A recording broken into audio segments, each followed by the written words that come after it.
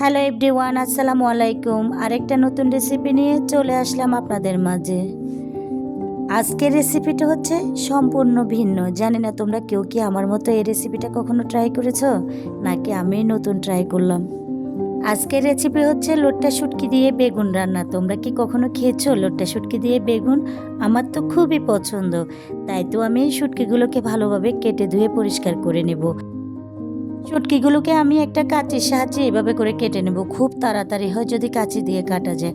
আমি সবগুলো শুটকিকে সুন্দরভাবে কেটে নেব। দেখো শুটকি যেভাবে কাটতেছি সেখানে কি পরিমাণে মাছি। শুটকি কাটবো মাছি থাকবে না, সেটা কি হয়? মাছি তো থাকবে। শুটকি কাটতে আসলে মাছি আমাকে ধরে। এভাবে করে সবগুলো শুটকিকে আমি কেটে নেব, যাক মাছির যন্ত্রণা থেকে মুক্তি পাবো। শুটকিগুলোকে কেটে যখন বয়ম ভরে নেব, এরপরে মাছি আর থাকবে না। আমি টুকরো টুকরো করে শুটকিগুলোকে কেটে নেব। দেখুন এভাবে করে কেটে গরম পানিতে আমি শুটকিগুলোকে ভালোভাবে ধুয়ে নেব। শুটকিগুলো যদি আপনি একটু সামান্য পরিমাণে গরম পানি দিয়ে ধুয়ে ফেলেন, শুটকিতে থাকা যে দুর্গন্ধ আছে গন্ধটা কমে যায়। এখানে আমি বেগুনগুলোকে সুন্দরভাবে এভাবে করে কেটে নেব। আপনারা কে কীভাবে শুটকি দিয়ে বেগুন বোনা করেন, যদি করে থাকেন তাহলে আমাকে জানাবেন। আপনারাও যদি আমার মতো বেগুন দিয়ে লোট্টা শুটকি দিয়ে বোনা কখনো করে থাকেন তাহলে ছোট্ট করে একটা কমেন্ট করে যাবেন। আপনাদের একটা কমেন্ট আমাকে উৎসাহিত করবে।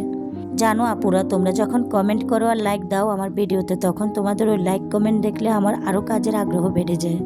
যদি আমার ভিডিও দেখে ভালো লাগে তোমাদের কাছে, তোমরা ভালো ভালো কমেন্ট করো, তাহলে দেখবা তোমাদের জন্য আরও নতুন নতুন ভিডিও নিয়ে আসবো। কড়াইতে আমি পর্যাপ্ত পরিমাণে তেল দিয়ে শুটকি আর পেঁয়াজটা দিয়ে ভালোভাবে বাদামি করে ভেজে নেব। এর মধ্যে দিয়ে দেবো রসুন বাটা। এটাকে আমি সুন্দরভাবে তেলের উপরে একবারে ভাজা ভাজা করে নেব। এর ভিতরে দিয়ে দেবো হলুদ, মরিচ আর লবণ দিয়ে ভালোভাবে নেড়ে ছেড়ে নেব। এর ভিতরে হালকা একটু পানি দিয়ে ভালোভাবে কষিয়ে নিলাম। এখন দিয়ে দেব কেটে ধুয়ে পরিষ্কার করে রাখা বেগুনগুলো।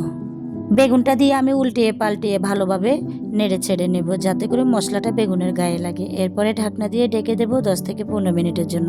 10 থেকে 15 মিনিট পরে দেখুন এই পর্যায়ে চলে আসছে, বেগুনটা মোটামুটি গলা হয়ে গেছে। এখানে হালকা একটু পানি দিয়ে দিলাম, যাতে করে ভালো করে সিদ্ধ হয় বেগুনটা।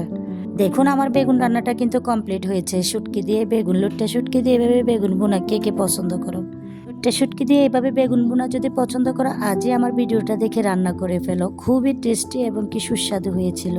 ওরা আমি দিয়ে দিচ্ছি অনেকগুলো ধনিয়া পাতা। ধনিয়া পাতা যত বেশি দিয়ে আমার কাছে শুটকি তরকারিতে তত মজাই লাগে। আমি সবসময় চেষ্টা করে ধনিয়া পাতা দিতে, বিশ্বাস করেন এত মজা হয়েছে শুটকি বোনাটা যেটা বলার বাহিরে। এমনিতেও দেখবেন শুটকি দিয়ে বেগুন বোনাটা খুবই মানায়। এখানে কোনো আমি মাছ ব্যবহার করিনি, তারপরেও কিন্তু খেতে এত দারুণ হয়েছে শুটকি দিয়ে বেগুনটা। লোট্টা শুটকি দিয়ে বেগুন রান্না করলে কিন্তু সত্যি জমে যায়। আমার তো এত পছন্দ। তোমাদের কি পছন্দ? তোমাদের যদি পছন্দ হয় রান্না করো।